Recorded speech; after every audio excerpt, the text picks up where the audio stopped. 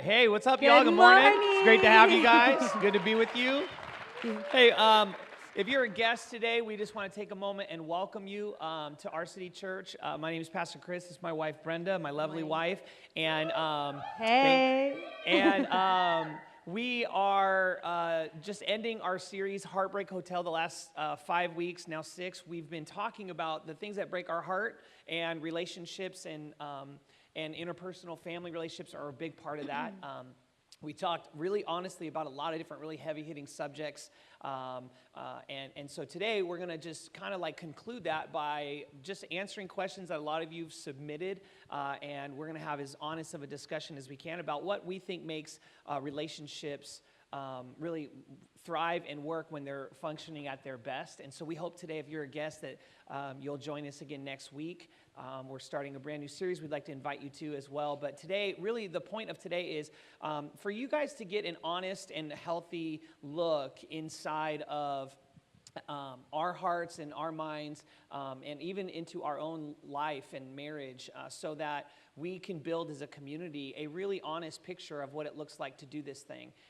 We are not looking today to impress you at all, and you should know that. If you're new to church, or maybe you're new to our city church, you should know right off the bat, like, you will never ever have us performing in front of you and having these lines that like someone gave us, like, hey, here's how you have to act like a pastor. You have to look like a pastor. Your kids better act like pastors' kids, never get in trouble, and you guys better never need like counseling or ever have like challenges.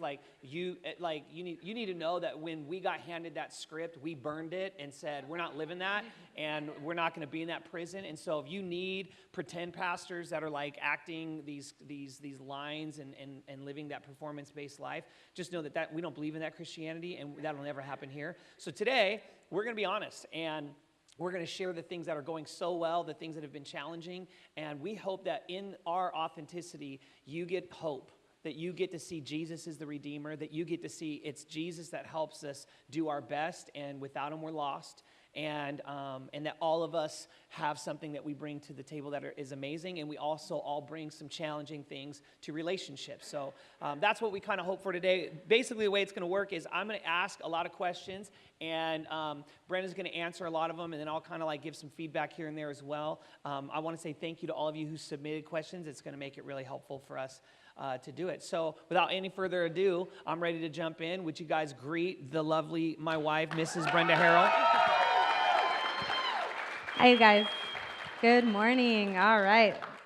All right, first question. How would you go about setting up boundaries without sounding harsh?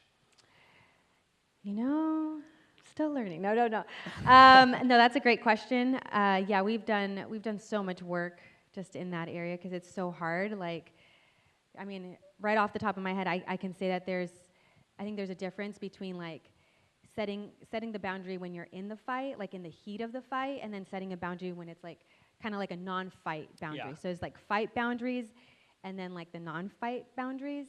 But yeah, so I'll get to the non-fight later, but yep. I think in the fight, it's tough because you have to like regulate yourself, and you're like in the heat of it, you're hurt, you're like just in a state of distress, and you're trying to figure out like how to not punch the other person in the face. Yeah. And so people we know are like that. Or just like, what do I got to do? So actually, I feel like this morning, surprise, surprise, we had like a really great opportunity. Yeah, that's what they are. They're opportunities. Perspective is everything, right?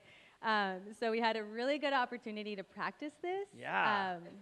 We're here for you, just so you know. Like this is our gift to you, our city. I hope you watching online and listening on the podcast just appreciate this love gift that we are giving you today. Okay? Because raise your hand if you want to get up on stage in front of people, and then to the hundreds and thousands of people online, just tell your business and be like, oh, here's what I do wrong. Raise your hand. No hands are going up. It's so crazy. Wow, that's so crazy. Wow. Okay, go ahead. Yeah, it's pretty intense. But okay, so last night, Ellie, our daughter, if you guys follow us on social media, you would know, she's been sick the last week. And so it's been pretty miserable at our house, just like the high fevers and the coughing, just when a child is sick, if you're a parent or not, like it just is the worst because they're so miserable. And like also you're not trying to get sick because they're coughing all over you. So like, oh, I can't get sick, but like I need to take care of you and this sucks. And so Chris was a champ last night. He actually the last couple nights he slept on the floor. Who's counting, right? Yeah. But yes. The last couple nights he slept on the floor in her room next to her crib. Yeah. Oh, I know. I heard the aw. That's and he just was there because it's scary. It's like she's all congested. She's got the worst cough she's had since she's been in our life. Like, so it's a little nerve-wracking. You never want to Google anything because it's like, oh my God, she's got every disease possible, and you're just like, how about I just sleep in the floor and listen to make sure? And she wakes up and she calls for mommy when she like coughs so big, and it's a pretty gnarly cough. So so we just want to comfort her when she goes right back to sleep. Otherwise, she keeps herself up, and one of us is going in there anyways. And so it's like, look, let me just help her go right back to sleep. So, and so that was a huge help. He's like tired. So this morning, he's trying to get her we're trying to get ready for church. We're like doing what we got to do. And I have the monitor so I can see them, like I can see what they're doing in the room, and I can see him. She had an accident, so like she had an accident and like she peed the bed, her crib. So it's like now we're dealing with that, and so it was just like a whole situation. And then we were up late because of it, so it's like we're tired, we're not like at our best. And Chris, I hear him in the room like trying to get her to like just chill and like rest, have a snack, but like wait for us in her room while we like finish getting ready. But she's like fighting it a little bit. At least what I heard her like pushing back and like just being upset about it. So I thought like, you know what? Let's just make it easy. Bring her in the room. And like we'll set her up here and she could just watch us get ready and it'll be easy. That's like a great solution. It's like the best solution ever. And so I speak into the monitor, and this is my only time doing this to Chris. And that's actually not true. I probably do this to him at least like 6 times a week. So I hear men love this. So I like hit the little like side button where you can like speak into the monitor, and I was like, babe, just bring her in the room. We'll set her up, and like it'll be fine. Just bring her in here. I didn't hear that he literally had just told her, like, wait for me. It's gonna, like, just wait here. Daddy will be back. Like, just finish your snack, and I'll be right back. Yeah, when she first woke up, she was getting ready. We were asleep, sound asleep, because she went to bed late, took a late nap yesterday, because I was watching her. And so I'm, like, the worst at feeding her and getting her down on time. And so we just partied, man, like all day, puzzle. And the puzzles are all over the floor still. We watched golf. The Players' Championship is on. Very important. She knows where TPC Sawgrass is. If you don't care, you don't care. But if you do, you're welcome. And so we're watching golf. She was watching Rory McIlroy. It was fun. And then we put her down. She went to bed late last night. She coughed. We had to do a bunch. So when she woke up this morning, she woke me up saying, Daddy, I peed. And I didn't put a pull-up on her last night before she went to bed. So, of course, the whole entire thing's a big disaster. I get her, baby, it's okay. If you ever have to always wake Daddy up, let me know. She's okay, Daddy, I'm sorry. I was like, oh, it's okay. So we go change her, do the whole thing, clean her up, get her back, pull up, bring in. And I'm looking at the clock like, oh, my gosh, I got to get ready. And I got to get ready now. So I was like, Brenda's probably getting ready right now. So I just said, let's do this. So I sit her up. She's got a really bad cough. She wants a snack. I get her a snack, get her the water, like do the pull-up, set her all in this like suite so her chest is up so she's not laying down. And I'm like, okay. And then in my mind, I'm thinking, I want to start training her that there's going to be moments that she has to just be in the room. Like that she can't be like, I'm going to watch on the camera. I want you to play. I want you to be okay. We got eyes on you. So I like go through this whole like thing in my head of what I'm trying to do to keep Brenda able to get ready, not interrupted. I can go get ready. And I'm like feeling like I'm the best dad in the whole entire world. And as soon as I'm like, okay, and then I walk out and she coughs. And when she coughs, she's like, oh, Daddy, Mommy. So I'm like, it's okay. She's like, yeah, I just need a hug. I'm like, okay. So I come in and give her a hug. Brenda did not hear that that's her distress. Brenda just heard that she was pushing back, but she was just wanting a hug. So as I get ready to walk out, Brenda comes over the comm and is like, babe, just bring her in here. And then,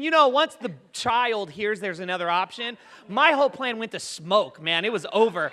And I'm just like, I'm like looking at the camera, trying to do the best I can to just gleam at her into the monitor so she knows my dissatisfaction. And I'm not even looking at the monitor at this point. Yeah, she's just like getting ready, right? Why do you guys open your mouth, by the way? What is that? Hey, you try putting on She mascara doesn't actually and open her mouth. You will open your mouth. Yeah, I probably would too. But anyways, so like that's all going down, and I'm just like, come on, like I did all this, I'm doing great, right? And guys, we're weird. Like when we're working hard at something and like you girls blow up our plans right in the middle of it, it's just like, no. Sometimes it is a better plan. So anyways, we went in there and that's our morning. That's real life, you guys. Like we told you we're gonna be honest. So yeah, it's like, I was like. So then he comes in and I can tell he's not happy because No. he does like the pace where he comes in, he brings her in, like sets her up, takes care of her, but then like paces back and like mutters a little something like out the way and just is like. Yeah. I don't know verbally if processing. I don't know if he just like walks away and I'm like, oh my gosh, here we go. Like it's gonna be a thing. And because there's a little, it like, it's like it's happened before. It's gonna be an opportunity. And it's like we've talked, it's like, babe, please don't overrule my parenting without checking in with me first. And so we've discussed it before on just this one. Trust me, I blow it all the time. But like, so I went back in, I'm like, this is the fight one, okay? Because setting up boundaries, like it would be, if we just said, oh, here's the checklist of how you do it, but we don't take into account the real human element of your emotions, then we're lying to you. And then you're just gonna walk around feeling guilty all the time because you're like, well, that stuff doesn't work because we actually really fight. I don't know, Pastor Chris and Brenda must not really fight because that checklist they gave us when they did the little Q&R is like total like crap. It doesn't work. It's like, no, it will work, but it's hard. It's hard to check yourself. And like I had to take myself out of the room so that I didn't say what I really felt in the moment. And some of you don't discipline yourself to do that. And you need to. You need to leave the room. You need to go downstairs and do something different. Set up the child, get things dialed, and get away from the person you're feeling the conflict with. That's how you set up boundaries without doing harsh things. Saying harsh things is you don't say what you feel in the moment. Some of you don't know how to postpone what you feel. Good. As soon as you feel it, it's out of your mouth. And that is a poor amount of discipline. And we don't always do it. Trust me, we have our full-blown moments where it's like, we don't, but when we're at our best, and I thought this morning, like we both handled it extremely well.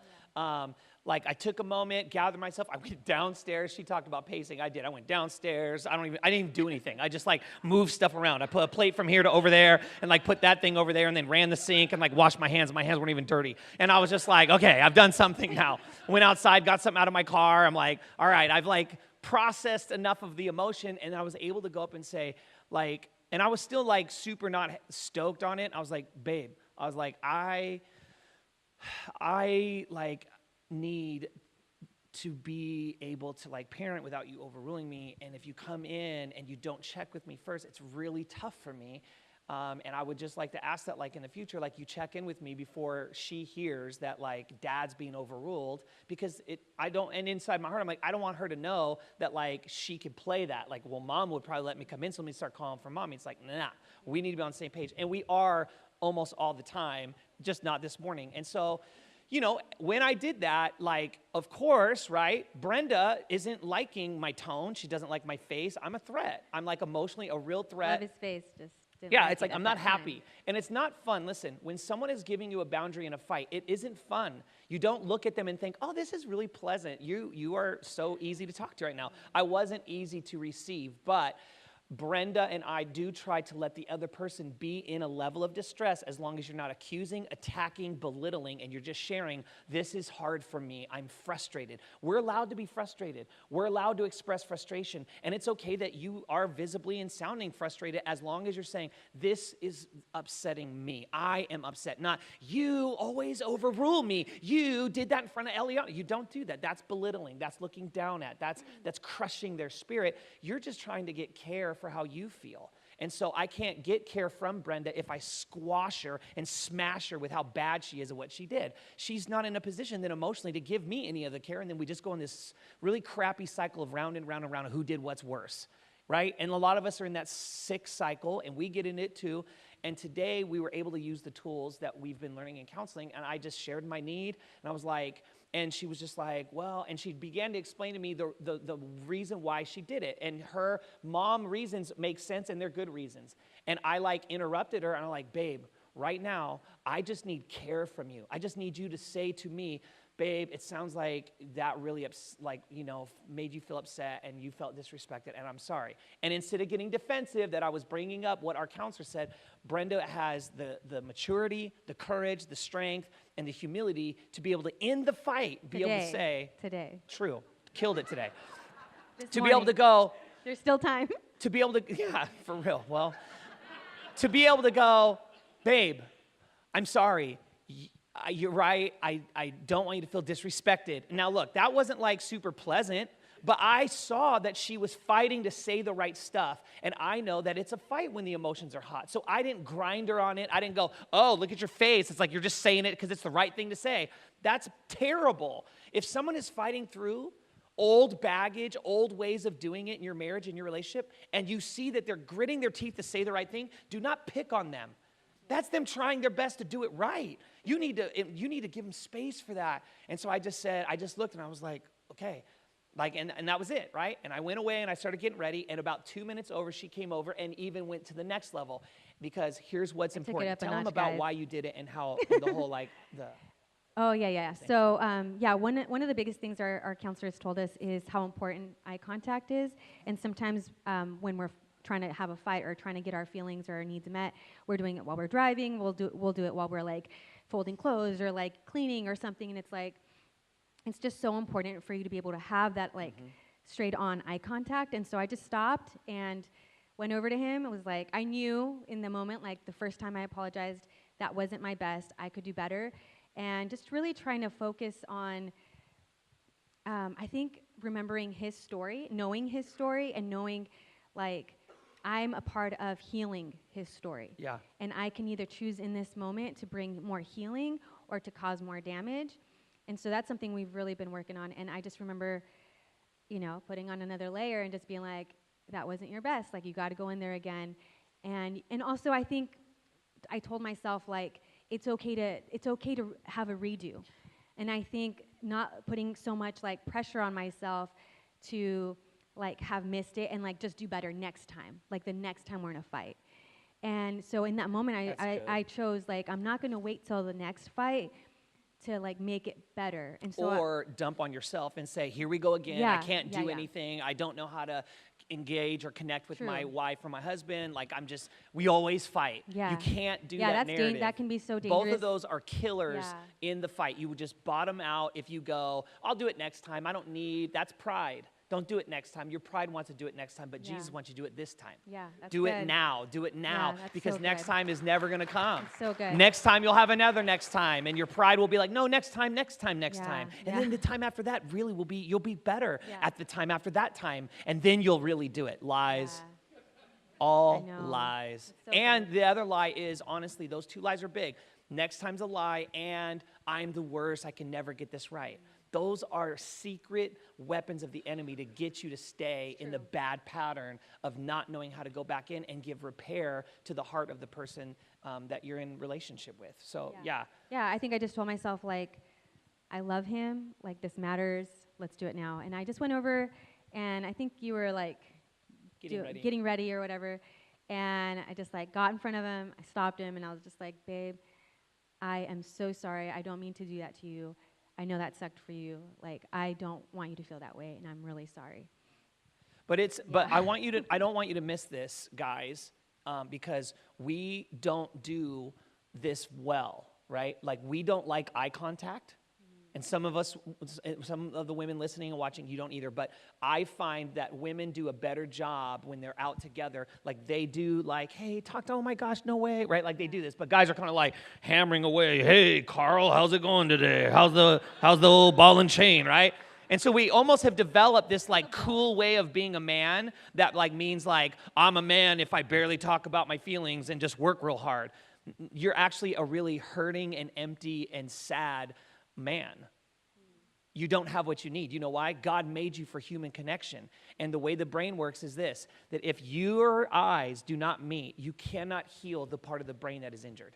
You may not know that. Neuroscience now is telling us that you need to, in order to heal the fight correctly, really, really good, guys. You have to look at each other's eyeballs. Like, literally, you have to look in the eyes. Then your brain, the part of your brain that got hurt when you were a little girl or a little boy, actually the brain can heal itself. God made the brain to heal. Yes, some of us have injured brains. I do, Brenda does, we all do actually. All of us have injured brains because of things that impacted us that now and they get primitive when we get threatened or hurt or feel afraid or feel disrespected. And that's the part that comes out fighting. And the only way for that to diminish isn't to try to like pray it away. Yes, you need to pray.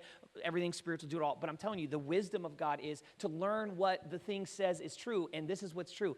If you do not reduce the threatening behaviors that keep that thing going, you will never fix it. It will stay. 20 years of you trying your best will not work until you turn to each other. She came up to me and she goes, hey, soft voice. So immediately the threat or the worry of being disrespected is coming down. Like when I hear her voice go, hey, and she's coming near to me. And so I look up and I see a soft face and I hear a soft voice, and she's shoulder to shoulder with me. Listen, don't fight in the car. Why? Because you can't see each other's eyes, and then your brain receives a lack of eye contact as a threat. You're not engaged. You don't care. Fine. You know what? I don't even, whatever. Whatever! Yeah, and these are things that are not happening, like, you're not consciously thinking Never it, but conscious. It's all, like, subconscious, Absolutely. Like, super fast rate So you processing. have to find a way where you can, if you're going to try to really work through the discussion, don't do it driving. Never text your emotions. Stop texting your emotions. Texting is for information, not a conversation. Yeah. And not repairing a relationship's brokenness. Do not share how you feel in a text. Stop. It's incessant. It's crazy. It does nothing. It's never fixed anything. You only get in a worse fight. And then when you come home, you're just like two grenades that the pin has been pulled by the text message. And you're like, let's blow up together. Don't do it. Send, hey, I love you. The only emotion you should send in a text is positive, caring, loving, secure, making emotion. That's what you give in a text. Everything else, you need to wait till you're in person and you're in a non-threatening place where you're looking at each other, you're sat down, and even if you're on the couch and on the, another part of the chair or whatever, this right here is so much safer to our brains and to our hearts than just sitting there, okay, you're going to say it like that? And we get all like into it, all worked up, and then the parts of our brains that are broken get activated and triggered. And dude, you're just never going to heal. You're going to stay in Heartbreak Hotel the rest of your life. And it isn't because God don't want you. It isn't because your spouse isn't capable. It's because you just haven't learned the things that actually repeat the cycle and how to get out of them. So that, for me, when she came and she was shoulder to shoulder, eye to eye, and she literally like took her hands and put them on my shoulders, was like, hey, I love you and I am sorry and I don't want to do that. And I promise you that I will never do that again for the rest of today. I think I did say that. She did, and it was funny. Listen to me. Use humor when you can, because if you could laugh about it, you could get through it. Did you hear that? If you could laugh together, you could get through it together. And so it was just funny, and I'm just like, I love you, come here. And listen, that's important. Now I want to talk to those of you that when you get hurt, you don't receive the repair very well. Because you stay like, no, you hurt me, you're not safe. Even though they're doing their best attempt to try to repair the hurt that was caused in the argument, you're just still like, nope. Now you're... No. Now listen, I do want to say, if you're in a physically abusive or verbally abusive, and I mean abusive, get out, get help, get a counselor. Like, you need to get out of that and go stay with family and figure out what's next, okay? And get counsel. So we are not talking about abuse. We're talking about the normal challenges that two people commit to each other, that love each other, but like hurt each other constantly because we're two different people fighting for our own individual positions and learning how to not do that. This is a different conversation. So if you're in something like that, you're listening, do not listen to what we're saying and be like, oh yeah, I need to take that into advice and do it, and stay in a physically abusive or a extremely verbally abusive like relationship. And verbal stuff can be abusive, yes, in moments, but it doesn't mean it's like constant like that. So get help, talk to somebody, get a counselor, and really walk through some of that stuff. That's not what we're talking about. I just want to make sure that's clear, because I never want to license or sanction abuse. and then give you advice that you're listening to through the filter of like you enabling the abuse to continue. So I think that when she did that, it was crucial for me, and I want to talk to you. When someone comes and they're doing their best to repair what happened, you have to receive it. You have to catch it. They're trying to give their best and give it to you. You can't just like be prideful and be like, no. You can, if you're still not ready to receive it and it really hurt you, you can admit that. You can admit that. You could say, I didn't today. Today I loved it. It was great. We hugged, and I was like, thank you so much. Like, I love you so much. And like, you know, we laughed over her joke, and it was good, and we moved on. And it was like, we had a great morning and came, and it's great. There are times in a real fight where like she doesn't feel that way or I don't feel that way. And when that happens, the way you put that boundary up without sounding harsh is, babe, I receive your apology, I accept your apology, and I do forgive you. I am still emotionally like a little wound up and hurt from what happened, and I just need time to calm that all down, but that's got nothing to do with whether I receive or know that you're sorry, and I want you to know that. I hear you, I see it, I'm just still upset and just need some time. Do you hear how that gives yourself permission to like get your emotions processed? Then you go move your plate from one side to the other and check something in your car and go run an errand or go walk around the block or go feed the dog or go do whatever you got to do. Yeah. But go get yourself 10 to 15 minutes, not an hour, 2, 3, 4 hours. Try to go do it and then come back if you can within like 10 to 15 minutes and just be like, hey, face to face, eye to eye, I love you. Thank you so much. It meant the world. Let's do our best to make the best of today. Let's go have a good day. And that's when it's really, really challenging. Is this helping anyone at all? Are you guys getting some of this stuff? Okay. Let's talk about the non-fight, because that boundary and that discussion, I think, is key. So tell me what you mean when you say that. Yeah, so non-fight is basically like when you have boundary or you have a need that you need help with, but there is just like need for extra help from your partner, whoever, like, hey, I need your extra help with this need that I have. So I think actually the night before, we've done this, I feel like that one we do pretty well, just because we, in those non-fight boundaries, we usually look for like win-win situations for the both of us. But I think like last night, there was a situation where we're trying to discuss like calendar, we're trying to discuss what is going to be happening during the week, and I had a need for us.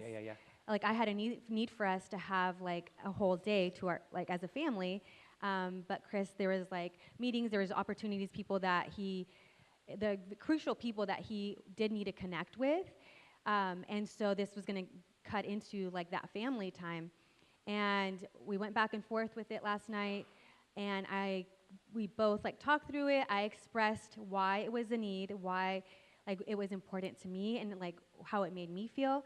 And then Chris was able to hear that, and there was like some tears shed because I was just feeling emotional about it, and just like family time is really important to me.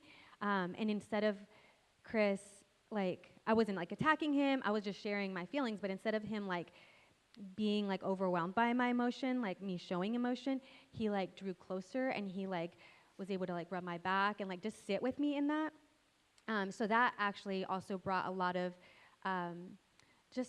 it like reminded me in my state of distress that I have someone in my corner, and that even though I have this need, I have someone that maybe might not be able to meet that exact need, but is at least willing to stay in my need and hear my need and find like a solution together, instead of like someone who just really cares about what they need to do and what they have planned. So that really helped me that he was able to like do that for me. What was the other thing from last night? Well, I think that what was key was that it's not a fight, it's a need. Yeah. Okay, so it's different. It's when you feel like kind of like tinged inside your heart, like, oh, that's going to be a disappointment. Yeah. We're not fighting about it. You could just tell that's going to let me down, or I'm going to feel like that's not going to work for me. Oh man, and I need to inform her, or I need to inform him of that, so we could work on a win-win, which I think you should talk about the win-win thing in a second, because you have a really good take on that. But in that space where it's a non-fight, you're sharing a need. You're basically being vulnerable. And this is what's hard for a lot of us, is that it's hard for us to be vulnerable about what the real need is, right? It's so much easier to be like, you just don't want to spend time with me. Yeah. Oh, that's good. She could have totally done that. Did everyone just hear a really loud whistle sound? Okay, good. I just ever live to make sure I'm not losing my mind, and so Sorry, if you heard it, I hear it. And never get together before our city service and be like, hey, no matter what he asks, everyone say, no, we didn't hear it today. That's not funny. I just want to tell you right now, that wouldn't be funny. I'd be like, are you serious for real? I would be all paranoid. Anyways, dang it, what was I saying? I don't even remember. I don't either. Win-win, no. Vulnerable. Sharing a need. Yes, the vulnerable part is very difficult. It's so much easier. And not attacking like, you just don't want to. Yeah, you just don't want to spend time with me. It feels like your job is always so much more important than me. That's the typical approach. It's not for us, but like for other marriages. For people, people out there that we know. But that's the automatic response. That's the typical way that we come to this discussion without any healthy tools. That's probably the way we heard our parents deal with their pain or their hurt or their need. And there is a better way to get your need requested than having to attack the person that you were afraid isn't going to meet it. Because before they even get a chance to hear you and go, oh yeah, gosh, that's a great need. Let's talk about it. Let's come to a win-win where it's you and me. It's not just you terrorizing me with like you telling me how bad I am and now I just got to acquiesce to it and then secretly be pissed the whole time because like I didn't even get a chance to be heard and then not really want to do it and then they experience you not wanting to do it. Like, see, even if you try to go to the movies, you don't even want to be at the movies, so it doesn't even matter. It's like that is the byproduct of doing it wrong, of asking for it wrong, and not giving each other a chance to go for the win-win. The better way to do it, and the way that Brenda did it last night was brilliant, was, hey, I'm thinking about this time we have when we're going to be at this event, and it's a ministry event, and we're there. It's going to be a couple days. I really would like a whole day to do this, and I'm like, babe, I hear that, and I want to do that too. Here's the things we do have lined up to do as a family. Here's the stuff that we're going to do with Eliana. Here's the time that these people are there, and this is the only time they're going to be available. And so we start to negotiate based on her need. But the very first thing that she did was she shared this. I'm feeling like nervous. I'm feeling worried. I'm feeling like I'm not like going to get the need that I have, that we're going to get dropped as a family, and the family's going to take second place to this thing. She didn't say, I feel like you don't care about me. I feel like you don't want to spend time with me and Eliana. I feel like the job is always more important. I feel like you'd rather go talk to these guys and make big plans for the ministry and not care about me. Yeah. That is the hurt person talking. But when we let Jesus start to heal us and we get tools and resources that we've talked about for the last 5 weeks, and if you're new to this series, we're referring to a ton of scripture and a ton of stories in the Bible over the last 5 weeks, and today we're taking liberty to just trust that a lot of us have heard that stuff. So if you haven't, please go back and listen to it from a scriptural standpoint so that you can hear that this stuff comes from Jesus and the Bible's wisdom on relationships. Having said that, we strongly think that comes from a hurt place. Don't introduce your need from your hurt. When you do that, you're going to stay hurt because you then become a threat to the person who you need repair and care from. And they're not going to be in a position to care for you because they're like on a guard, like, oh crap, this is scary. I'm nervous about what Chris is going to say right now because I can't tell him no right now. He's like attacked me like, oh, it's always about Brenda. It's like if I come into my need and I ask for it and I create a fight, it goes from something that could have just been a non-fight, I have a need, and it becomes a fight. And so the way to do it would be what Brenda did, is this is my need. I'm feeling this. I'm feeling nervous. I'm feeling worried. I'm feeling concerned. And it's I am feeling. These are my emotions. She's the final authority on her emotions. She gets to say what she feels. And those are not statements about what I am and what I am not. Just because your spouse or your significant other feels something doesn't mean you have failed. It just means their emotions are experiencing those emotions. And you have a chance to hear it from a defensive filter or, okay, she's giving me a chance to not really feel defensive because she's not attacking me. She's not telling me what I care about, what I don't care about. She's not making it sound like I don't love or care. She's just let me know her need. So then I was able to say, babe, I don't want you ever to feel second. I never want you or Eliana to come second to any of that stuff. Like I don't. I want you to be important. I don't want to build the church on this. The church always gets dad and daughter and wife come after the church gets me. Like, we're not going to build that. We built a care team, like that goes and does hospital visits and calls people on Mondays and Tuesdays when they submit connection cards. Why? Because I'm not going to sit on the phone and call hundreds of people. Jesus didn't do it. He spent time with 12, and the 12 went out and took care of everybody.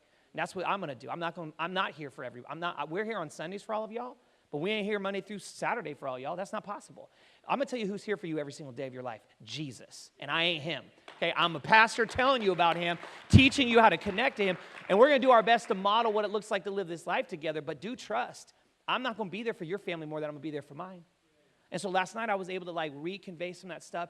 And then we were able to work on the win-win. Now, this is where I would love you to like talk about how are you able to even work towards a win-win when it comes to that discussion, because it could easily feel like, see, you don't care, because you're now bringing up things that like are basically going to say, no, your need isn't going to happen, right? And that feels hard. Like you made your request, you were vulnerable, you didn't accuse or attack, and now they're sharing that they do care, but they're also introducing reasons why you still may not get what you were vulnerable enough to ask for. If you're not careful, you'll trigger right back into, so I guess we're really just going to do what you want to do. And that is not a win-win. I want you to share a little bit, if you don't mind, the brilliance that you shared with me on how you come to that place where you can even have that discussion. Yeah, that's huge, to not just like throw in the towel after you do all that work and then still there's pushback. And for me, I've found that the best ways to do that is to just really like evaluate and try to, if you can, like evaluate why you need that boundary and be honest with yourself about it and be honest with where that boundary is coming from. And the best ways that work for me that I've found to be like useful is to have like a few, like 2 or 3 or even one like good girlfriend that like loves God, that values the same things that you value, that isn't gonna like throw your husband under the bus. Like, it's like, I tell my friend, I'm like, look, I need friends that it's like, I can hate him, but like, I don't need you to hate him. Like I need you, right? Totally. Like I need you, I know, like I need you to bring me back to like what the Word of God says, to remind me of the things that like I can't see in this moment because I'm so like drunk by my emotions. Wow, that's that good. like I need help. And so I'm super fortunate where I do have that available. And I've built that. That's not like, like turn around and there they are. It's like, no, you build that with people. And then also just like the Word of God, like spending time. I know it can sound so cliche, like Christian, but like seriously, like the Word of God, I was talking to a girlfriend about this. It's like the more you spend time reading your Bible, like people want to hear from Jesus. Like, how do I hear from Jesus? How do I hear like from the Holy Spirit? And it's like the best way to do that, and I think, Chris, you've talked about this, is like you got to spend time in His Word. He has His Word like for us. Yep. So the more you spend time in that, the more when you're not like just sitting in front of your Bible, the more you'll be able to hear Him like speaking to you, His Holy Spirit, like while you're putting on mascara, like, hey, like that wasn't your best, like get in there and give it your best. It's okay, like you can try again. And so if you can make that a practice, if you can discipline yourself to, even if it's 1 verse a day, like just get in there and do that, commit to that. It'll get easier for you when you are feeling a need for a boundary, to be honest with yourself and like be honest with God and be honest with your spouse of where that boundary is coming from. And sometimes those boundaries are not coming from a healthy place. Yeah. Sometimes you need someone to say no to that insecurity, or to help you get stronger, to maybe put more weight, because you're like, I don't want to lift that weight. I don't want to get into the gym of the emotional part of this. I don't want to get strong in this area. Like, it feels good to be comfortable and be where I'm at and to just be afraid. But to be able to trust and say, like, no, like, I do fear that, like, our family is going to come second. And that's a real fear in the moment.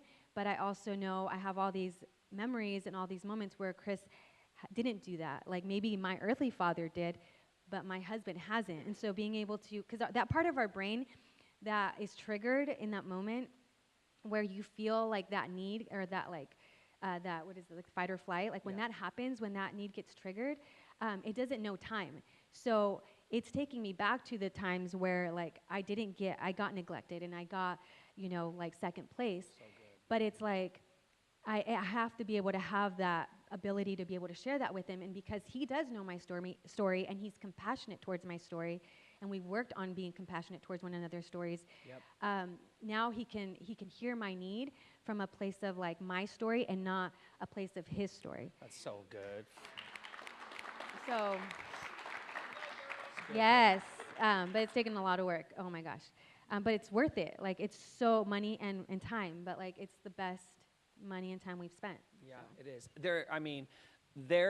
You then have the ability to negotiate a win-win versus, oh, he's just going to get his way and the family still comes second. You could actually have the resources in yourself emotionally to go, I shared my need. He shared that he hears it, he sees it, he cares about it, and then he also introduced his version of what could happen, and we're sitting here discussing it, finding a win-win for the both of us so that it's not just, it needs to win for me, and if it doesn't win for me, it's not a win-win. It's like, that's not a win-win, that's win for you, that's dominance.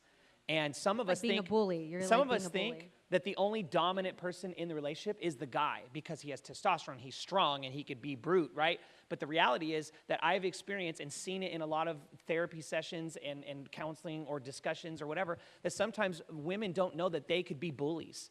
That they could bully the relationship by being like, I am going to shut down or get angry or lash out or use my words, and now he's afraid of me, and I have some power because I'm able to like leverage or wield my shield or my sword of like, you don't care. And when you do that, instead of you being able to say, you know what, it's okay if he has a perspective that means that I may not get what I want in this moment. It should never be dominant. It shouldn't be the reverse. It shouldn't just be like, you're always just, okay, baby, okay, whatever. No, like you have things in your heart that you need and you need to speak them. You just don't need to attack him because you're so nervous and you haven't spoke them in so many years that you're going to fumble it and be like, well, you just don't care. And that's what, no, learn to calm it down and say, I need to share my need with you. Here's the need I have. I am worried that, fill in the blanks. I'm feeling nervous that, fill in the blanks. And that's an art too. I don't know about some of you guys, but it's been an art for me, like growing up where no one cared to hear my need. Like I didn't grow up in a home where it was okay to have needs. So that itself, like getting good at identifying my need is like an art. Like Yeah. I literally had to go like back to school for myself Yep. and like learn how to do that for myself and how to be like, okay, that's a healthy need. That's coming from an unhealthy place. Like, and just do the work of like identifying that. Like that was a lot of time too. Yeah, and we're committed to this thing. Like we were with our therapist last Friday, right? And like we go in, dude, and sometimes our sessions go 2 hours. But we believe it's an investment for Eliana, of course. We believe it's the biggest investment is for us and that we're going to make it and that we can then also then not just do it for us and not just do it for our daughter, do it for our family, that our family can look and say like, we're allowed to come from really tough and difficult situations and you can learn better tools. You can get out of these fights. You don't have to repeat the same relationship that broke your heart before. It's not easy. Easy is sitting on the couch eating chips and ice cream and just watching TV for hours. That's easy. Hard is getting up, watching what you eat, getting into the gym and doing it. And trust me when I tell you, I had a really good bag of Doritos yesterday. Like You it's ate not, the I'm bag telling of you, Doritos. it's not easy. And I did that like in between like vegetables and like healthy food. I'm a disaster. I'm doing my best. But like, I'm telling you, listen. Don't miss this. It's easier. Your natural inclination is to do it unhealthy because you're a broken human being that was born into a sin nature. The Bible says that we were born into sin. You're a sinner, born to be a sinner, and you're good at it, and you're selfish. We were all born like that. There's no angels or demons in these relationships. You're not the angel and he's not the demon. You're not the angel and she's not the demon. We're both got capacity to be really, really good and really, really gnarly and bad. And so what we need is Jesus. We need Jesus to help us, to sustain us. And you need to commit. For some of us, like we're still committed to going into getting the tools. And the final reason for that is not just us and not just our daughter and not just our families, but our church. Yeah. We're investing like a considerable amount of our money, our household budget into this because we want you to benefit from it. We want your marriages to be able to hear things that you maybe wouldn't get to hear if you didn't find the counselor, go or learn or read the books. But we're very committed to this thing, and we want your kids to grow up in better homes, okay? We want your marriage to make it through the storm. We want you guys to learn that just because you have really, really bad fights doesn't mean that you're the worst and you need to get divorced or use the D word, divorce. Like you don't. Like you can get through it. You have to fight for the right things. You have to learn new tools. You have to get the kind of help. But if you're committed to that, Jesus is committed to your marriage. And I'll tell you this, if you put Jesus at the centerpiece of your relationship, it will never end in heartbreak. It will never end in heartbreak. If Jesus is not the center of your relationship and you just kind of like, you like high five Jesus when you like see him in the bar every now and then, and that's cool. And that's cool. Like, hey, I get it. If that's where you're at, that's where I'm just telling you, I can't make you the same guarantee. I can't guarantee that your relationship won't end in heartbreak or that your kids won't grow up and like make really heartbroken decisions because they watched you do things that you didn't really want to hear Jesus' wisdom on.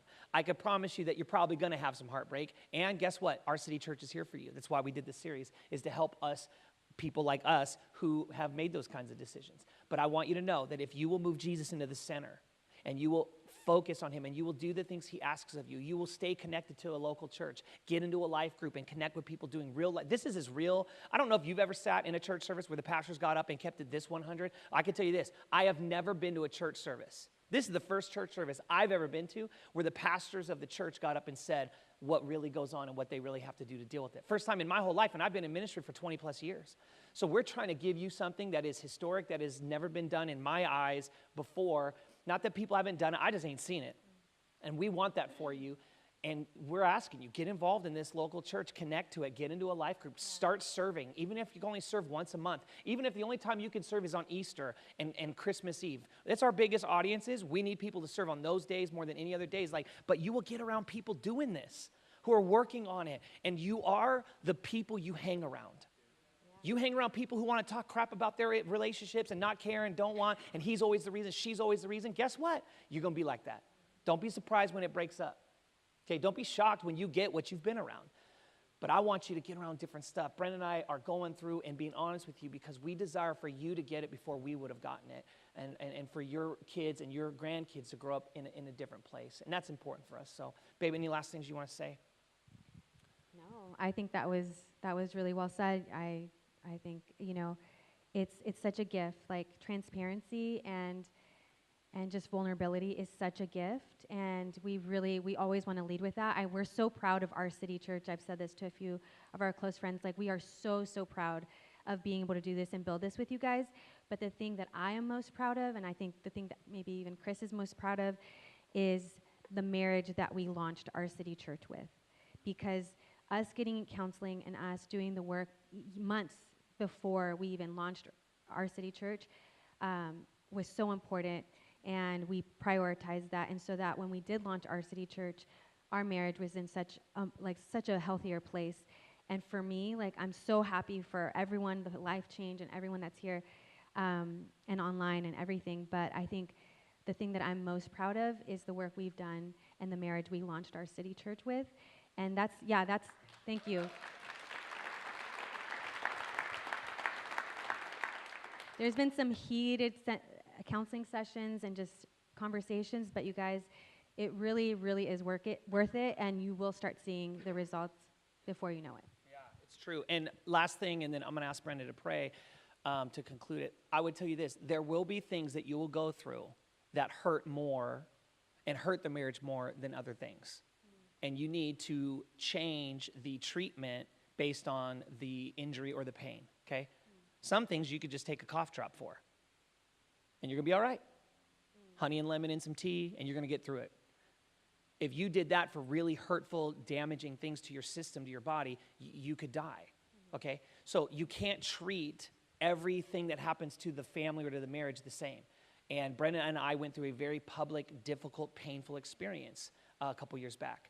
And because of our desire for being people of integrity, we've never talked or said anything. But it didn't mean it didn't gnarly impact us and cause us to go through a secret pain. It did. And so you're going to have that. You're going to lose your job. You're going to lose a child. You're going to lose friends. You're going to have people pass away. You're going to have heartbreak. You're going to say things. You're going to make mistakes. When that happens, don't keep doing the same thing you've been doing to get through it. If it's a deeper pain, get better and deeper tools and help and resources, okay? Don't just be like, well, I'll be okay, it's fine. No, people who are it's okay, it's fine, find out 6 years later that they've had cancer for 4 years, and if they would have came in 6 years ago, they could have beat it. And it's unnecessary pain, unnecessary, and don't do that. Don't put it off. Get the help now. As soon as you begin to see symptoms of it being, whoa, this is big. This is one of the big ones. Losing something, losing this, having this, it's really hard. And you, because of it, feel like, I don't know how public I could even go with this, and it's just hard. Please, take that seriously and really get the help and the resources that you need, okay? We love you guys. We love you, church. We really do. And so thanks for letting us share our honest story today. Babe, we pray for everybody's relationships, future relationships.